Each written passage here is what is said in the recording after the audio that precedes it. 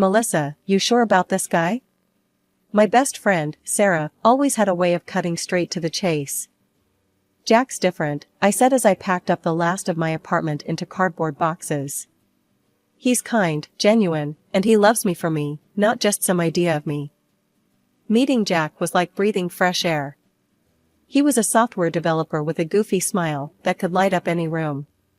When we met at a mutual friend's party, he spent the evening making me laugh and listening to my stories about long night shifts at the hospital.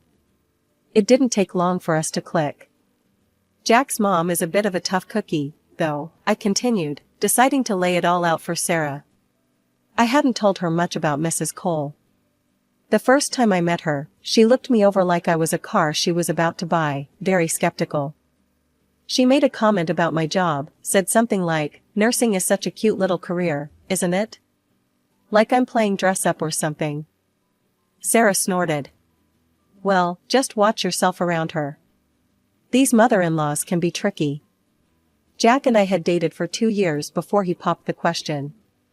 He did it in such a simple yet perfect way, during a picnic in the park where we had our first date. It wasn't fancy, but it was us. I said yes without hesitation. The wedding was small but lovely, filled with close friends and family, except Mrs. Cole, who spent most of the time critiquing the floral arrangements and whispering to relatives. I tried to brush it off. I was marrying Jack, not his mom, I reminded myself. Jack suggested buying a house in the suburbs, I continued. It's beautiful, but the mortgage would mean tightening our belts for a while. Damn, straight into the deep end, huh? How do you feel about that? I hesitated, my hands fiddling with the tape dispenser. I'm not sure. It's a big commitment, and with my shifts, it's not like I have a lot of spare cash floating around. Make sure it's what you both want, Mel. It's not just his life, it's yours too. I knew she was right. The idea of moving to a quieter place was appealing, especially considering the chaos of hospital life. But the financial strain was intimidating. Still, Jack was persuasive, saying things like, "We'll make it work, Mel. We always do." And his optimism was infectious. "We'll see," I said finally. "Let's get these boxes down to the truck." It had been a few months since Jack and I moved into our new house. I was still adjusting to the rhythm of paying the hefty mortgage every month, while Jack took care of our other expenses.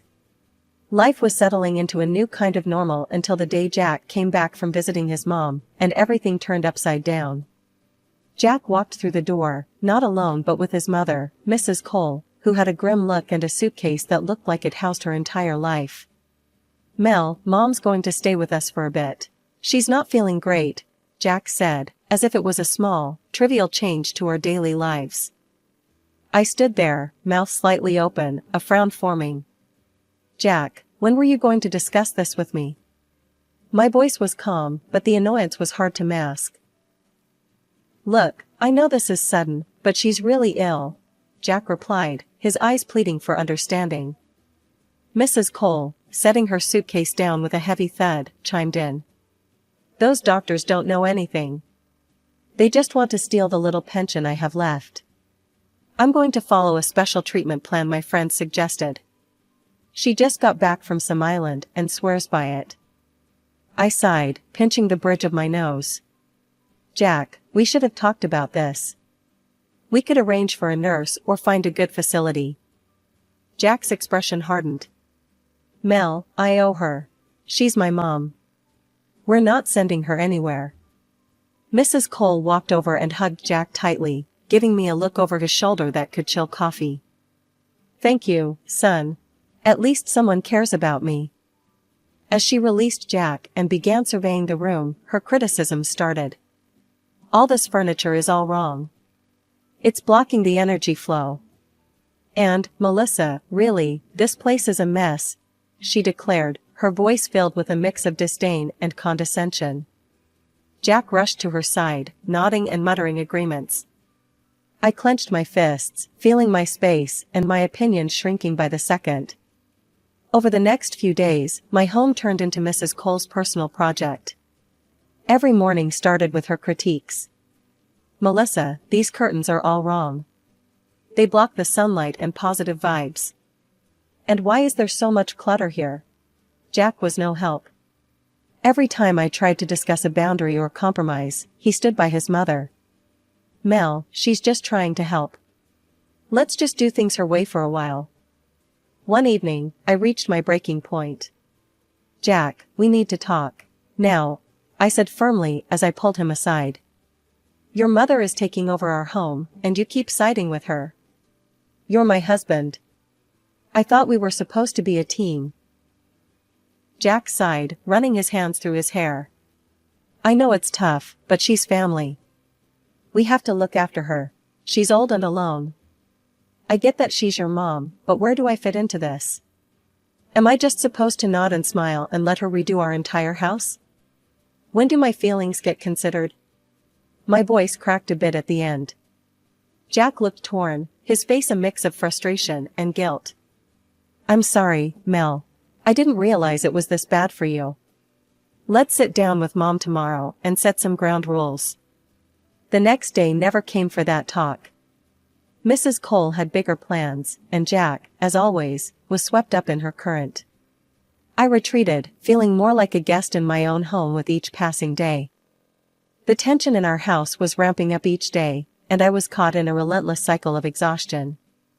Balancing night shifts at the hospital with the increasing demands at home was wearing me down. One afternoon, after a particularly grueling night shift, I collapsed into bed, hoping for a few precious hours of sleep. But peace was a luxury I couldn't afford, not with Mrs. Cole around. Barely an hour into my sleep, her voice, shrill and piercing, jolted me awake. Melissa, how can you sleep at a time like this? I'm ill, and there's nothing to eat. You need to take care of me, she bellowed from the kitchen. I dragged myself out of bed, my body heavy with fatigue, and stumbled into the kitchen. Mrs. Cole, I just came off a night shift. I really need to sleep. Can it wait a bit? She was rummaging through the cabinets, clattering pots and pans. No, it cannot wait. I need proper nutrition. Look at this, there's nothing here I can eat. I leaned against the doorframe, barely keeping my eyes open. What exactly do you need? I'll make something quick. This. She thrust a crumpled magazine page at me. I need a meal with these ingredients. They're essential for my condition. With a heavy heart, I started pulling out whatever was closest to the list, trying to cobble together a meal that would appease her. It was slapdash, but it would have to do. After eating, she wasn't done with her demands. Now, come rearrange my room. The bed needs to be on the other side, and hang the mirror on the north wall. It's good for prosperity. That evening, when Jack came home, I was at my breaking point.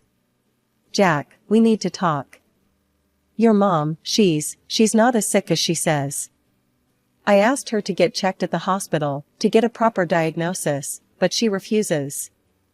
She doesn't trust hospitals. She's doing what she believes in. Why can't you support that? Because it's not practical. I'm a nurse, Jack. I know what care looks like, and this isn't it. She's capable of taking care of herself. She's manipulating us. Jack shook his head, disappointment etched across his face. I can't believe you, Melissa. You're supposed to be compassionate. How can you be so heartless? Feeling defeated, I walked away from the conversation, my mind a whirl of frustration and sadness. This wasn't the life I'd signed up for. I loved Jack, but living with his mother under these conditions was turning our home into a battleground, and I was losing. A month rolled by, and miraculously, Mrs. Cole was prancing around the house like a spring chicken, the picture of health. Her miraculous recovery had me doubting the severity of her illness in the first place. It was high time we discussed her moving back to her place. One evening, as we were clearing the dishes, I broached the topic. Mrs. Cole, you seem much better now. Have you thought about when you might go back to your apartment? She didn't even blink, washing a plate with a slow, deliberate motion. Oh, I've taken care of that. I canceled the lease. I'm staying here permanently. I nearly dropped the dish I was holding. Permanently? Yes, dear. It's for the best. I'm here with family. The news hit me like a ton of bricks. This wasn't part of the plan. I found Jack in the living room, deep into some game on his phone. Jack, we need to talk. Your mom just told me she's canceled her lease. She plans to stay here permanently. Jack looked up, his expression neutral. Yeah, I thought she might. It's better this way, she's family. But we didn't discuss this. Jack, we can't afford another person in the house. And honestly, her being here it's a lot for me to handle. Jack sighed, putting down his phone. Melissa, it's only been a month. You haven't really given it a chance. We can make this work. We're a family. Feeling cornered, I threw myself into work, picking up extra shifts to manage the mortgage and the growing expenses. Meanwhile, Jack's contribution remained the same, but the burden didn't feel evenly distributed anymore. Back at home, mealtimes turned into another battleground. Mrs. Cole insisted on a specific diet, lean, bland, utterly tasteless stuff that sapped the joy out of cooking and eating. One night, as I served dinner, Jack made a face. What's this? It tastes like cardboard. It's what your mother requires, I replied, my patience wearing thin. Well, can you cook something different for me then? Something with a bit of flavor? I clenched my jaw, holding back a sharp retort. Jack, I'm not running a restaurant here. I'm working day and night. If you want something different, maybe help out? Jack pushed his plate away, his mood darkening. Forget it. I'll order something. The financial strain was becoming unbearable. Mrs. Cole, noticing the tension, finally spoke up one evening. Melissa, I see you're stressed about money. I'll give you some each week to help out. True to her word, she started handing me $100 to $200 every week. It wasn't much, but it helped ease the pressure slightly. Yet, the core issue remained unaddressed. It started with little things, missing earrings, a bracelet here, a necklace there. I'd put them down, and then poof, gone. I thought I was just being forgetful, until more items began disappearing.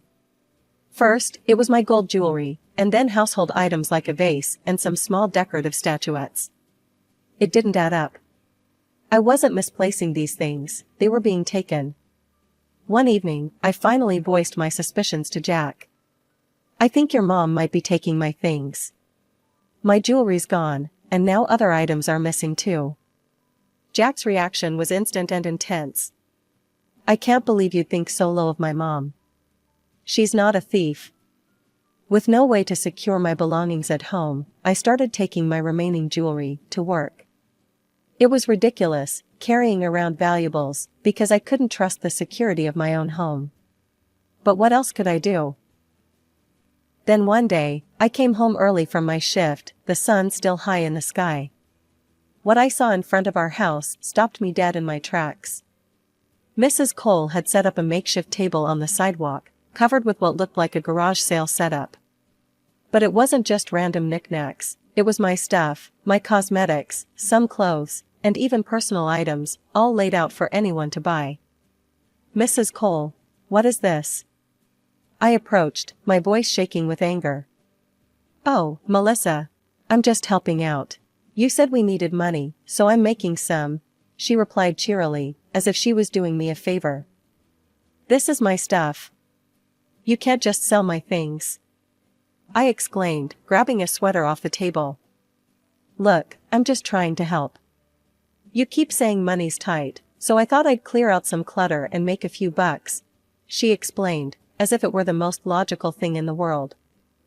I was seething, so that's where her money comes from, which she shared so generously with us. Without another word, I started packing up everything. My hands trembled with rage as I stuffed my belongings into bags. I called Jack immediately, my words tumbling out. Jack, your mom is selling my things on the street. You need to come home now. He was silent for a moment when he arrived and saw the scene. His mother, caught in the act, tried to explain, but I was too furious to listen. Melissa, she was just trying to help, Jack said finally, siding with her yet again. Help? By selling my personal items? I couldn't hide my disbelief. This isn't helping, Jack. This is crossing a line. I couldn't take it anymore. The next day, I hired a locksmith to install a new lock on our bedroom door. I moved all my valuables and anything I cared about into our room and turned it into my personal fortress. At least in there, my world remained untouched. Jack was cold about it, saying I was overreacting.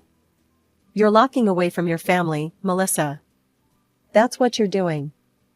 Family doesn't steal from each other, Jack, I retorted, my voice icy. He didn't have much to say after that. The house felt more divided than ever, my little locked room versus the rest of the space, which seemed increasingly dominated by Mrs. Cole's whims. For a brief spell, life seemed to return to a semblance of normalcy. Mrs. Cole kept to herself, and my belongings remained untouched. I began to relax a little, hoping that maybe, just maybe, we had reached an understanding. But that peace was short-lived. One afternoon, I came home earlier than usual. The house was quiet, too quiet. Instinctively, I felt something was off. I dropped my bag and headed straight for my room, the sanctuary I had locked away from the world. The door, which I always kept locked, was ajar. My heart sank. I pushed the door open and there she was, Mrs. Cole, rummaging through my dresser, her hands full of my jewelry. The sight of her ignited a fury in me I had never felt before. Mrs. Cole, what on earth do you think you're doing? My voice was sharp, laced with anger. She jolted, clearly not expecting me. Her face morphed quickly from shock to defiance. I stormed out to the living room and yelled for Jack, who was in the kitchen. He came running, a look of concern on his face that quickly turned to irritation when he saw the scene. Jack, look at your mother. She's stealing from me. I pointed towards Mrs. Cole, who followed meekly, clutching my jewelry to her chest. Jack looked from me to his mother, his expression darkening. Melissa, why must you always assume the worst? She's my mother. Your mother who's standing right here with my jewelry in her hands. I couldn't believe he was still trying to defend her. He turned on me, his voice rising. You know what, I'm tired of this, Melissa. Tired of your constant complaining, your accusations, your distrust. His mother stood by, nodding along to every word he said, a smug look on her face. You don't cook properly anymore, you hide things, you separate yourself from us. What kind of family is that? Jack continued, his words slicing through any remaining bond we had. I looked at him, really looked at him, and I saw a stranger. This wasn't the man I married. This was someone else, someone who would choose his thieving mother over his wife. I want a divorce, Jack, I said quietly, the words tasting bitter but necessary. His response was immediate and cold. Fine. The next few weeks were a blur of lawyers, papers, and cold, silent meals. We agreed to sell the house and split the proceeds. I didn't argue, I just wanted out. I found a small apartment and moved my most precious belongings there, leaving behind a life I could no longer bear. Driving away, I didn't look back. I had new beginnings to chase, and this time, I would make sure they were filled with trust and respect, something I hadn't felt in a long time. Jack and his mother could have each other, and I would finally have myself. I came back to the house to pick up the last of my things, expecting it to be quiet. Instead, I was met with fury. As soon as I stepped through the door, Jack was on me like a storm. There you are, you vile woman. Where is my car? His face was red, his voice loud enough to shake the windows. What are you talking about, Jack? I didn't take your car, I said, genuinely confused and taken aback by his aggression. Don't play dumb with me, Melissa. My car's gone, and you took it because you want revenge. He stepped closer, his eyes wild. His mother, sitting in a chair with a blanket around her shoulders, chimed in, her voice dripping with venom. She's always been awful, Jack. I told you she was no good. I was speechless. The situation was spiraling, and I had no idea how to calm it down. Before I could gather my thoughts to respond, Jack's phone rang. He snatched it up, still glaring at me. His face changed from anger to confusion as he listened. What? An accident? My car? He paused, looking between his phone and his mother. Who was driving it? His mother's face went pale. I watched as the truth came crashing down. The room went silent except for the voice on the other end of the phone line, which I couldn't hear. Jack ended the call and turned to his mother, his voice shaky with restrained rage. Mom, tell me you didn't take my car. His mother started to sob, her hands covering her face. I just wanted to go for a ride. I didn't mean any harm. You weren't supposed to drive it. You're not on the insurance. Do you understand what this means? Jack's voice rose with each word. I stood there, watching the drama unfold, the pieces falling into place. Jack's anger boiled over. Get out. I can't even look at you right now. You're going to pay for this, every last cent. His mother tried to plead with him, but he wasn't having it. He grabbed her things and shoved them at her, pushing her towards the door. Go. I'll be contacting a lawyer about this. She was crying, a pitiful, wailing sound that might have once made me feel sorry for her. Not today. Today, it was just noise. As the door slammed behind her, Jack turned to me, suddenly softening. Melissa, I didn't know. I'm sorry. Can we start over? Maybe we can. I cut him off, my own voice calm but firm. Jack, you never stood up for me. Not once. How could I ever trust you to protect me or us? I can't be with someone who doesn't see me, who doesn't believe in me. After the divorce was finalized, and the house sold, splitting the money felt like the last cord tying me to a life that was no longer mine. I found a cozy apartment in a friendly neighborhood. The first time I made the mortgage payment, I was relieved. It was nothing like the suffocating debt of our old home. This was manageable, something that didn't keep me up at night. The place was small, but every corner of it was filled with possibilities. Decorating it became my new project, a way to reclaim my space and my identity. One lazy Sunday afternoon, as I was arranging some books on a new shelf, my phone rang. It was my best friend, Sarah. Hey, Melissa. How's the new apartment treating you? Sarah's voice was always bubbly, even through the phone. It's great, Sarah. Finally feels like I'm breathing again, I said, smiling as I looked around my little living room. I heard about the lawsuit. Jack really went through with it against his mom, huh? Her tone was a mix of disbelief and curiosity. I chuckled, not without a hint of irony. Oh, he did. And he won. His mom has to pay for all the repairs to the car. Last I heard, she had to pick up a job because of it. No way. She's working?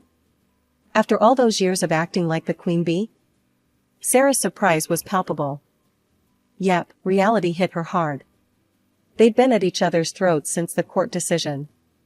It's a mess, but honestly, Sarah, they dug that hole for themselves, I said, not able to keep the satisfaction out of my voice. After hanging up, I thought about how much had changed. Jack and his mother were a constant source of drama, and now, distanced from it, my life was mine again, quiet, peaceful, mine. Over the next few months, I threw myself into decorating my new apartment and taking up hobbies I'd neglected. My evenings were no longer about navigating family dramas, but about rediscovering what made me happy, reading, painting, and sometimes, just watching old movies. One evening, while I was painting a canvas with broad, vibrant strokes, my phone rang. It was Jack. Melissa, hi. Just wanted to check in. How are you? His voice was tentative, unsure. I'm good, Jack. Really good, actually. Just working on a painting right now, I responded, my tone polite but distant. That sounds great. I'm glad you're doing well.